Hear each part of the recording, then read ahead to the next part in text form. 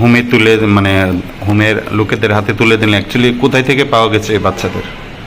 দুপুরবেলা আমাদের থানাতে একটা ফোন আসে, রাস্তা মাথাতে একটা টিফিনের দোকানে দুটো বাচ্চা টিফিন খাচ্ছে।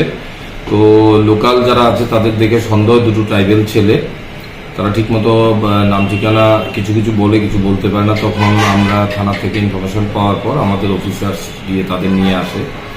আনার পর তাদের নাম ঠিকানা জিজ্ঞেস করার পর বলে তারা একজনের নাম দীপক দেববর্মা, আরেকজনের নাম ভারতমণি ত্রিপুরা। তারা ধনপুর কাচ্চিখোলা যে এলাকা আছে ওইখান থেকে তাদের যে সিডাব্লিউসির মাধ্যমে তাদের আমাদের সিটিআই ভুইয়ার মাথাতে যে উন্মেষ চাইল্ড হোম আছে এখানে তাদের বিগত 4 মাস আগে এখানে দেওয়া হয়েছিল। তো এখান থেকে তারা জিজ্ঞাসাবাদ করার পর তারা বলে তারা এখান থেকে পালিয়ে এসেছে।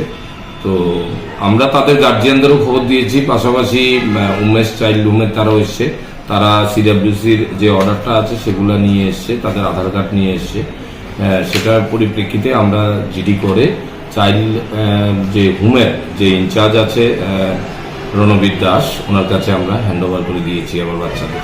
স্যার, অ্যাকচুয়ালি যখন বাচ্চাটি পালিয়ে যাওয়ার পথে মানে হোমের থেকে নিখোঁজ হয়েছে অর্থাৎ পালিয়েছে, তখন হোমের তরফ থেকে কোনো জিডিএনটি বা কোনো ইনফরমেশন করা হয়েছিল আপনাদের এখানে থানায়? অ্যাকচুয়ালি কিছুক্ষণ আগে তারা হোমের থেকে এসেছিল জিডিএনটি করার জন্য। আমরাও জানি না, প্রথমে বাচ্চাগুলো বলেছে বাড়ি থেকে পালিয়ে এসেছে। মানে সকালে আপনারা উদ্ধার করছেন আর তারা বিকেলে এসেছিল? হ্যাঁ, বিকালে এসেছিল। তো হোমে যে ছিল বাচ্চাগুলো আমাদের বলেনি।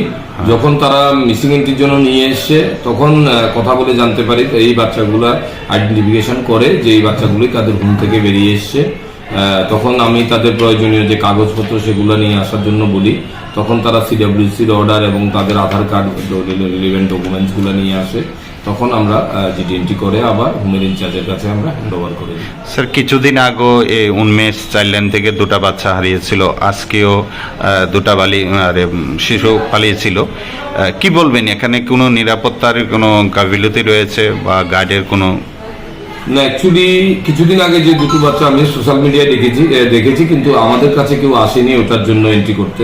তো এখানে হোমটাতে আমিও বেশ কয়েকবার গিয়েছিলাম। বাউন্ডারি ওয়াল এবং গেটগুলো তো ঠিকই আছে, নিশ্চয়ই এখানে তাদের যে দায়িত্বে আছে তারা কিছু একটা তো তাদের নেগলিজেন্সি আছে, না হলে ছোট ছোট বাচ্চাগুলো কিভাবে বেরিয়ে আসে। আমি যিনি ইনচার্জ দায়িত্বে আছেন ওনাকেও আমরা এই কথাটা বলেছি, এগুলা ঠিক মতো দেখভাল করার জন্য, যাতে প্রয়োজনীয় ব্যবস্থা নেয়, বাচ্চারা না ভাগতে পারে।